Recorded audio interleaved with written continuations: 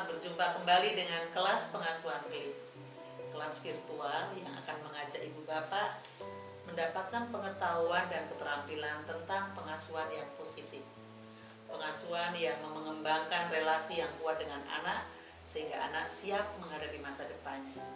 Pengasuhan yang mengajak ibu bapak semua untuk semakin terampil mengembangkan komunikasi positif dengan anak sehingga rumah menjadi sebuah lingkungan yang aman, nyaman, melindungi sehingga anak-anak makin tumbuh kembang optimal dan siap di masa depan.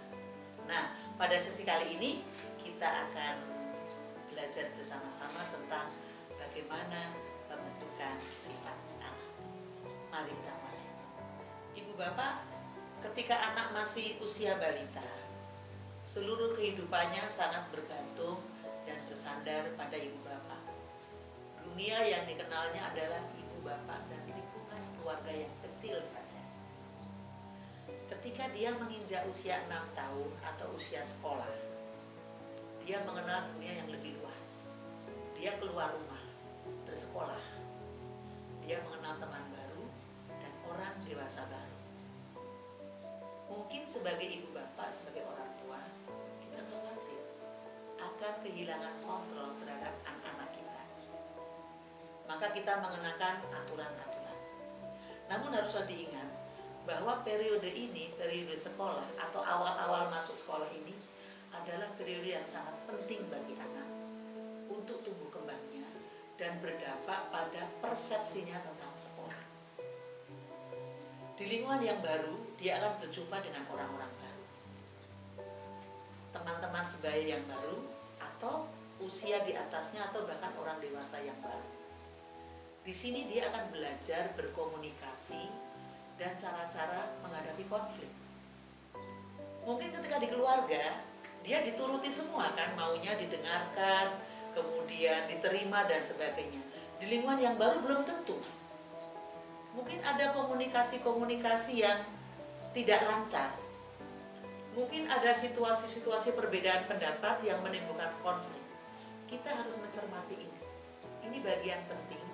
Dan anak harus belajar menghadapi realita ini. Disinilah pentingnya kita tahu bagaimana membentuk sifat anak mulai dari momen-momen seperti ini. Kita akan tahu bagaimana cara anak kita merespon perbedaan, bagaimana cara anak kita merespon komunikasi yang macet, itu akan membentuk sifat-sifat anak di masa depan. Lalu bagaimana sifat anak terbentuk? Ibu bapak ada 4 situasi yang membentuk sifat anak. Yang pertama adalah pandangan anak terhadap dirinya. Pada dasarnya, bila mana anak memandang dirinya sebagai anak yang baik, anak yang peduli kepada sesama, dan memiliki kemampuan, maka akan sangat mungkin dia mampu membuat keputusan-keputusan penting di masa depan. Hal-hal baik yang melekat pada dirinya itu dipengaruhi juga oleh bagaimana penerimaan dan nilai dari orang tua terhadap dirinya, dari keluarga terhadap dirinya. Penerimaan dan nilai yang diterima itu mempengaruhi bagaimana dia tumbuh menjadi anak yang baik dan pandangan yang dia terima tentang dirinya. Jadi situasi ini turut membentuk sifat anak.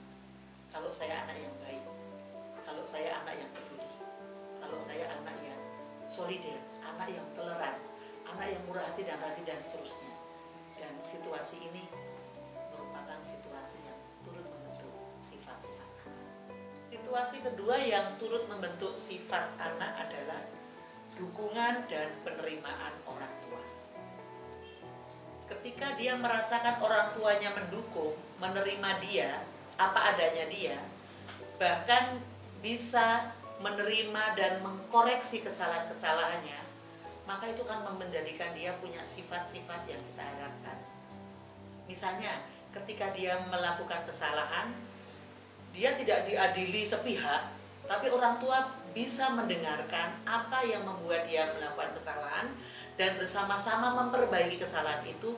Ini akan membentuk sifat anak menjadi pribadi yang pemaaf, yang konstruktif, yang toleran.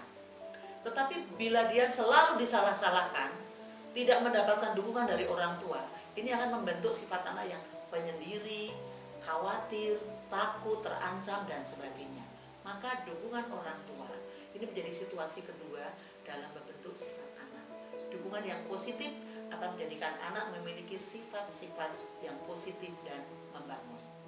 Situasi ketiga yang turut membentuk sifat anak adalah bagaimana anak belajar dari situasi konflik. Anak-anak itu belajar loh, bagaimana orang tua itu mengatasi konflik, mengatasi kemarahan-kemarahannya. Situasi di rumah sehari-hari kan tidak selalu mulus. Ada situasi yang mungkin membangkitkan emosi jiwa, menimbulkan pertengkaran-pertengkaran. Nah, di sini orang tua harus mampu memberi contoh bagaimana dia menghadapi situasi sulit. Apakah dia kalap mengumbar kemarahan ketika menghadapi situasi sulit? Marah-marah dengan melempar piring, melempar panci, lalu mengeluarkan kata-kata kasar dengan seluruh penghuni kebun binatang disebutkan? Atau mampu mengatasinya dengan konstruktif, artinya memetakan apa yang menyebabkan konflik dan kemudian mengolah bersama-sama dengan seluruh anggota keluarga, mencari jalan keluar bersama-sama, mampu meredam emosi jiwa, melihat konflik sebagai kenyataan yang harus dihadapi, dan secara partisipatif seluruh anggota keluarga diajak untuk turut terlibat memecahkan masalah yang bisa menimbulkan konflik itu. Satu contoh misalnya, ada situasi di sebuah keluarga, beras habis, uang habis. Sementara anak-anak sudah lapar. Lalu ibu yang stres ini mulai keluar kata-kata menyalahkan ayah yang tidak mau berusaha mendapatkan beras atau uang. Ayah yang juga stres karena misalnya habis PHK, tidak terima disalahkan. Lalu ganti menyalahkan ibu yang boros dan sebagainya, yang tidak mampu mengelola uang dan sebagainya. Anak melihat bagaimana kedua orang tua ini ribut.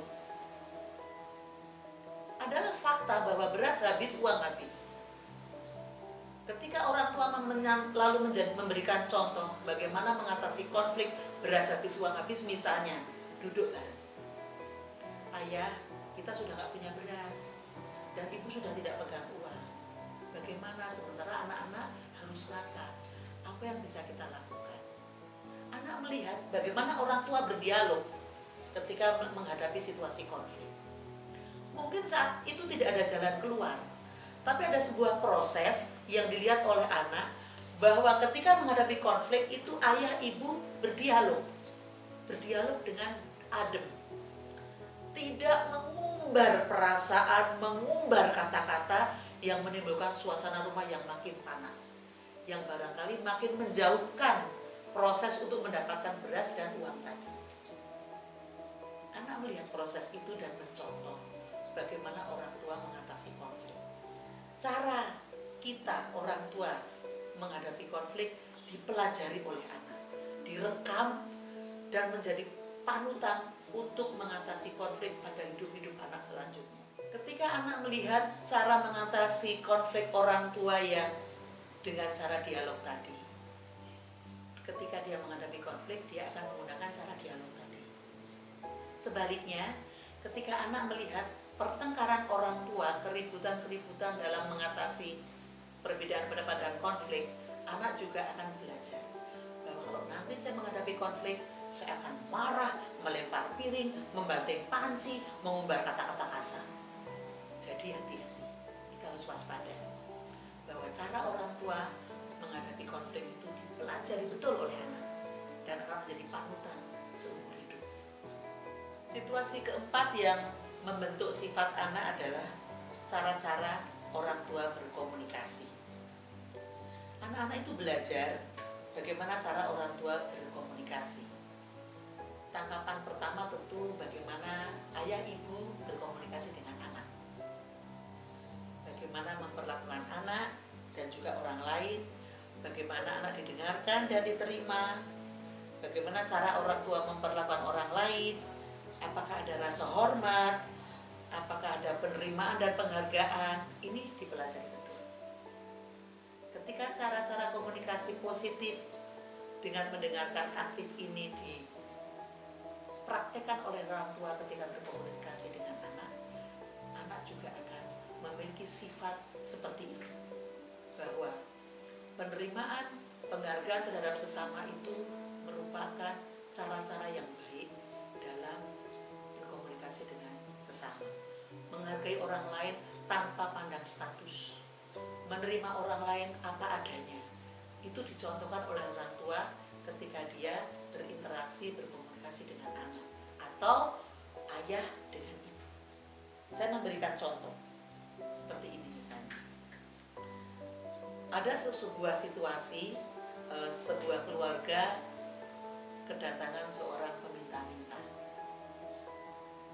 Dia datang meminta sedekah di depan rumah. Reaksi orang tua ada beberapa pilihan.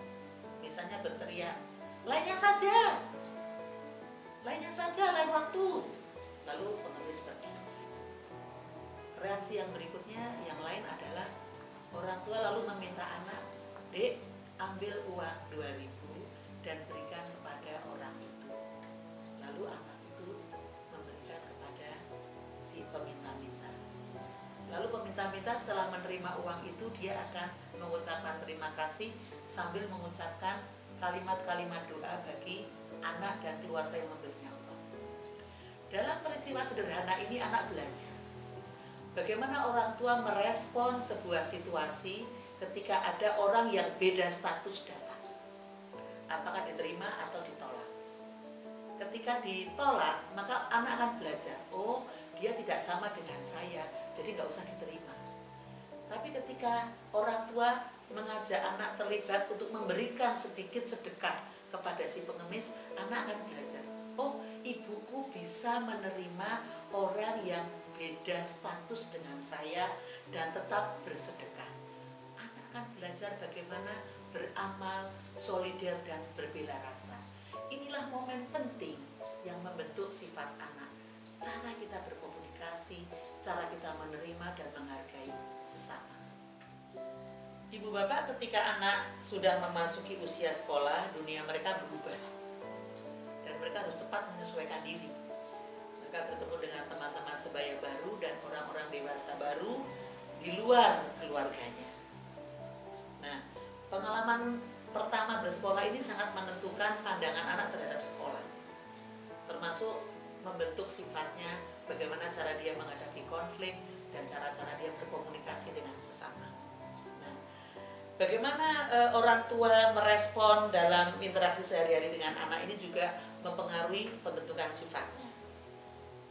Bagaimana orang tua mempraktekkan pengasuhan positif dengan 5M, masih ingat ibu bapak? Merespon, menangani kebutuhan anak dan memenuhinya. Yang kedua, mencegah anak berperilaku berisiko atau pada posisi yang berisiko, memantau, mengawasi anak dalam situasi tumbuh kembangnya, mendampingi anak, dan juga jangan lupa menjadi model dan menjadi panutan bagi anak. Ingat itu terus, bahwa anak bercermin dari kita, bahwa kita adalah model bagi anak-anak. Pesan kunci di sesi kali ini adalah apapun tindakan orang tua akan tercermin pada tindakan anak. Sampai di sini dulu sesi kita. Sampai jumpa di sesi-sesi berikutnya. Terus ikuti sesi pengasuhan keliru. Sampai jumpa. Salam